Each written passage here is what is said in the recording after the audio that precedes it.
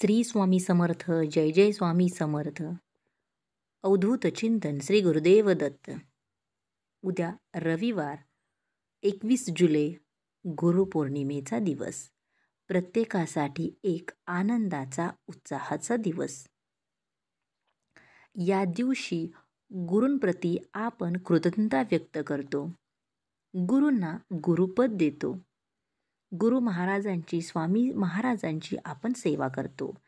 या दिवशी गुरुतत्व हे पृथ्वीवर अगणित पटीने असते आणि म्हणून तुम्ही केलेल्या ज्या सेवा आहेत त्या सेवेचं फळ किंवा त्याची फलप्राप्ती तुम्हाला नक्कीच मिळते.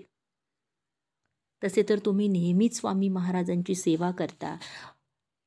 गुरुपौर्णिमेच्या निमित्तानं तुम्ही गुरुचरित्र पारायण करत असाल किंवा स्वामीचरित्र सारामृताचं पठण करत असाल किंवा इतर काही सेवा करत असाल. प्रत्येकजण आपल्या सोयीप्रमाणे जसा वेळ मिळेल तसं सेवाही करत असतो. तर या सेवेबरोबरच तुम्हाला उद्याच्या दिवशी म्हणजेच गुरुपौर्णिमेला सेवा करायच्या आहेत. त्या सेवा तुम्हाला कितीही काम असू दे, तुम्हाला वेळ नसू दे, तुम्ही त्यातला थोडा वेळ काढून का होईना पण या सेवा नक्की करा. कारण ह्या सेवेचं मिळणारं जे फळ आहे ते खूप पटीनं अधिक असतं आणि म्हणून तुम्ही सर्वांनी सेवा करा आणि अनुभव घ्या. आता उद्याच्या दिवशी तुम्हाला ब्रह्ममुहूर्तावर उठायचं आहे. अंघोळ आटोपून तुम्हाला पूजेसाठी बसायचं आहे. तुमच्याकडे स्वामी महाराजांची मूर्ती असेल किंवा फोटो असेल. मूर्ती असेल तर मूर्तीला अभिषेक घालावा, नवीन वस्त्र घाला. फोटो असेल तर फोटो व्यवस्थित पुसून त्याला गंध लावा, अष्टगंध लावा आणि स्वामींच्या मूर्तीला असेल किंवा फोटोला असेल हिना अत्तर लावायला विसरू नका. कारण हे महाराजांचं आवडतं अत्तर आहे. त्या दिवशी तुम्ही महाराजांना पिवळे वस्त्र अर्पण करा, पिवळं फूल अर्पण करा आणि स्वामींच्या सेवेला सुरुवात करा. तुम्ही दररोज जरी नित्यसेवा करत असाल तरीसुद्धा उद्या सेवा तुम्हाला करायचीच आहे.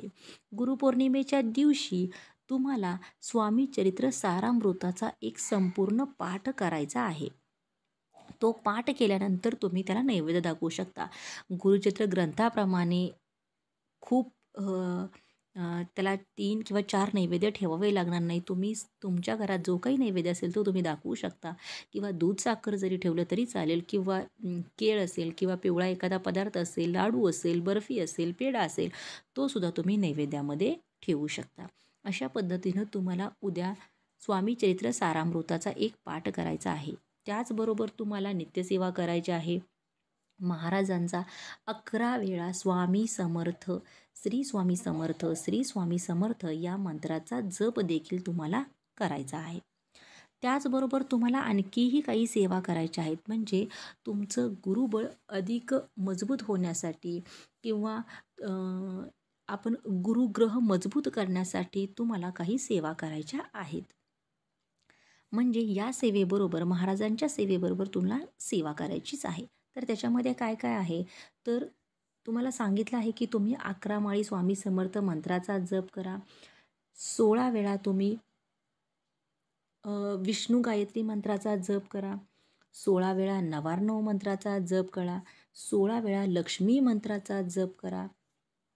त्याचबरोबर तुम्हाला विष्णू सहस्त्रनाम पठण करायचं आहे. उद्या दिवसभरामध्ये तुम्हाला जेव्हा जमेल तेव्हा तुम्ही विष्णू सहस्रनामाचं पठण करा. जर तुम्हाला पठण करणं किंवा वाचन करणं जर जमलं नाही तर तुम्ही मोबाईलवर ऐकूसुद्धा शकता. त्याचबरोबर तुम्हाला दत्तबावन्य असेल किंवा घोर कष्ट उद्धारम असेल याचंसुद्धा तुम्हाला पठण करायचं आहे. म्हणजेच काय तर तुम्ही हे सर्व जर केलं तर यामुळं तुमचं जे काही गुरुबळ आहे तर ते गुरुबळ अधिक पटीनं वाढेल. याचबरोबर उद्या तुम्हाला मंदिरात किंवा मठामध्ये दर्शन घ्यायला जायचं आहे. तुम्ही पिवळी कपडे परिधान करू शकता किंवा निदान पिवळा रुमाल तरी तुमच्यासोबत ठेवा. त्याच्यानंतर स्वामी महाराजांना जाताना पिवळी फळं घेऊन जा. म्हणजे केळी किंवा बर्फी असेल किंवा लाडू असतील तर ते तुम्ही प्रसाद म्हणून नेऊ शकता. त्याच्यानंतर जे काही गरीब आहेत, तर गुरुबळ मजबूत करण्यासाठी महत्त्वाचा उपाय करायचा आहे तो म्हणजे तुम्ही जे गरीब लोक आहेत त्यांना तुम्हाला उद्या पिवळ्या रंगाचे पदार्थ दान करायचे आहेत. मग तुमच्या ऐपतीप्रमाणे, तुमच्या सोयीप्रमाणे तुम्ही करू शकता. निदान तुम्हाला इतर काही जमलं नाही, तर निदान केळी तरी तुम्ही दान करू शकता. पण लक्षात घ्या, दान करणाऱ्या व्यक्तीला त्याची गरज हवी. दुसरी गोष्ट आहे ते म्हणजे तुम्ही काही व्यक्तींना किंवा गरजू व्यक्तींना काही कपडेसुद्धा देऊ शकता किंवा खाद्यपदार्थ देऊ शकता आणि यामुळे तुमचं जे काही गुरुबळ आहे तर ते गुरुबळ अधिक मजबूत होईल आणि त्यामुळं तुमची जी काही कामं आहेत तर ती कामं अडणार नाही. तुमच्या समस्या सुटतील, तुमची परिस्थिती सुधारेल, तुम्हाला यश मिळेल. तर उद्या या पौर्णिमेला नक्की सेवा करून बघा आणि त्या सेवेचा अनुभव घ्या, अनुभव शेअर करा.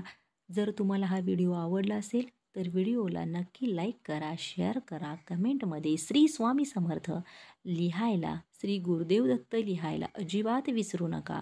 बोला श्री स्वामी समर्थ, जय जय स्वामी समर्थ. अवधूत चिंतन श्री गुरुदेव दत्त.